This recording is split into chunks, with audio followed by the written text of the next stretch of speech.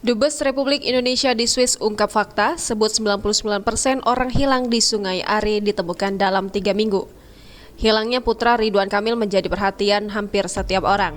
Diketahui putra Ridwan Kamil, Emeril Khan Mumtaz, hilang ketika berenang di Sungai Are. Kedutaan Besar Indonesia pun angkat bicara akan hal itu.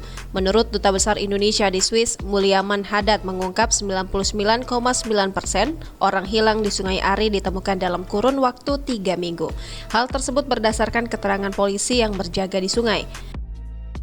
Namun begitu, kata Mulyaman, ada pula korban yang ditemukan dalam kurun waktu 3 hari pasca hilang.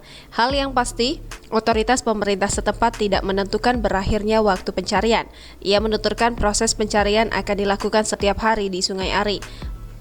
Menurutnya, hal itu telah menjadi otoritas petugas setempat untuk mencari setiap korban hilang.